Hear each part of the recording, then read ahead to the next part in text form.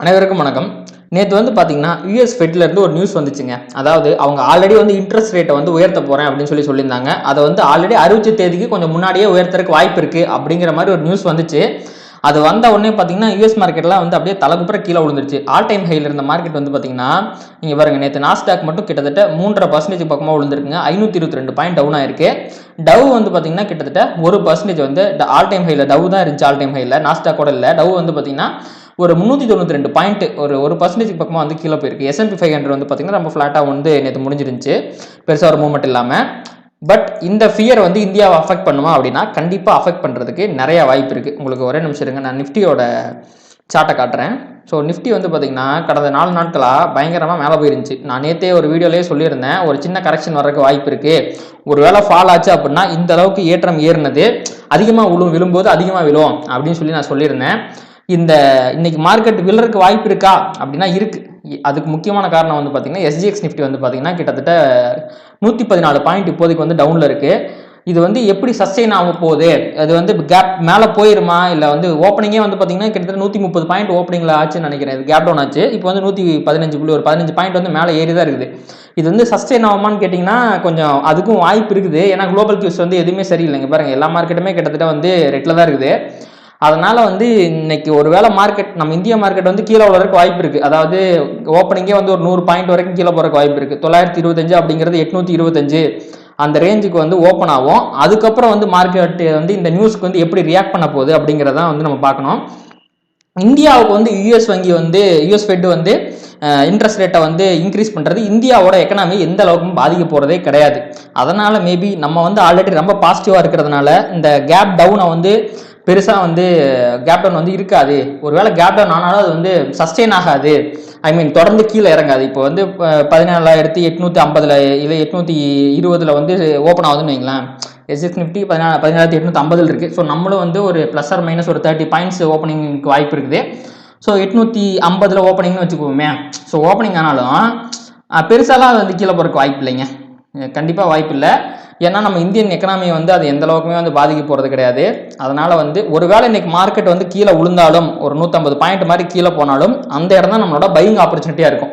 ஏன்னா ஒரு லாங் டேர்மில் ஒரு ஷார்ட் டேர்ம்லேயே வந்து பார்த்தீங்கன்னா இப்போ ரிசல்ட்லாம் வரப்போகுது ஜனவரி 13 அதனால் நம்ம வந்து இது வந்து பை அட் டிப் மார்க்கெட்டாக தான் வந்து இதை பார்க்கணும். ஸோ கண்டிப்பாக இன்னைக்கு ஒரு வேளை மார்க்கெட் விழுந்தாலுமே ஸ்விங் ட்ரேடர்ஸ் எல்லாமே வந்து கண்டிப்பாக உங்களோட பொசிஷன்ஸ் வந்து எடுத்து வச்சுக்கலாம். ஆல்ரெடி வந்து பார்த்தீங்கன்னா இந்த பஜாஜ் ஃபினான்ஸ் நான் ஆல்ரெடி நிறைய டெக்னிக்கல் அனாலிசிஸ் வீடியோ போட்டிருப்பேன்.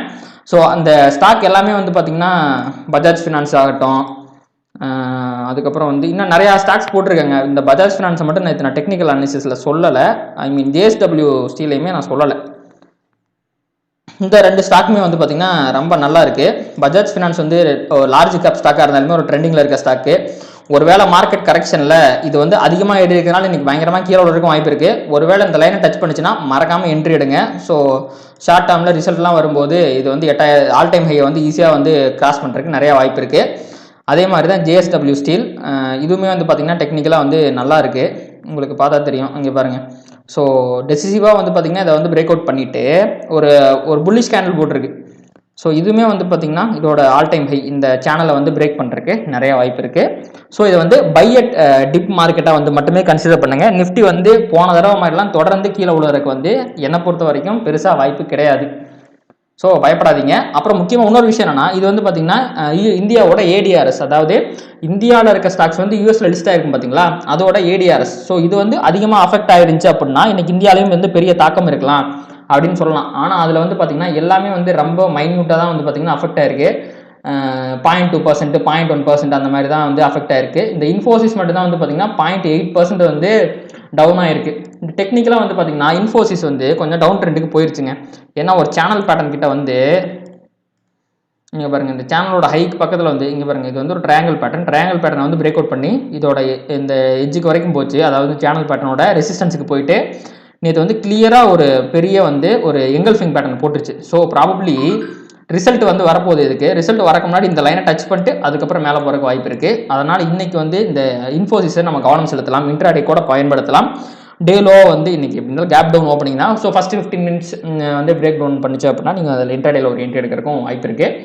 ஸோ இந்த மார்க்கெட் இன்னைக்கு கீழே விழுறதை பார்த்து கண்டிப்பாக பயப்படாதீங்க. அதை வந்து ஒரு ஆப்பர்ச்சுனிட்டியாக பயன்படுத்துங்க. நல்ல ஸ்டாக் எல்லாமே நீங்கள் ஆல்ரெடி என்ட்ரி எடுக்க தவறிட்டீங்க அப்படின்னா உங்களுக்கு வந்து ஒரு சிறப்பான விலையில் கிடைக்கிற வாய்ப்பு இருக்குது. ஸோ அப்படி அதை வந்து வாங்க ட்ரை பண்ணுங்கள். கண்டிப்பாக வந்து மார்க்கெட் மேலே தான் போகுது. இப்படியே வந்து போன கரெக்ஷன் மாதிரிலாம் கீழே விழறதுக்கு வாய்ப்பு இல்லை. ஸோ அதே மாதிரி நான் சொல்கிறேன் அப்படிங்கிறக்காக எந்த ஸ்டாக்கையும் வாங்காதீங்க. நான் உங்களோட லாபத்துக்கும் நட்டத்துக்கும் எந்த விதத்திலையும் பொறுப்பாக மாட்டேன். ஸோ உங்களோட ஓன் அனாலிசிஸை பயன்படுத்துங்க. இந்த வீடியோ கண்டிப்பாக உங்களுக்கு உபயோகரமாக இருந்திருக்கும்னு நினைக்கிறேன். ஸோ இந்த வீடியோ உங்களுக்கு பிடிச்சிருந்துச்சு அப்படின்னா மறக்காமல் லைக் பண்ணுங்கள், கமெண்ட் பண்ணுங்கள், உங்களோட ஃப்ரெண்ட்ஸ்க்கும் ஷேர் பண்ணுங்கள். நன்றி.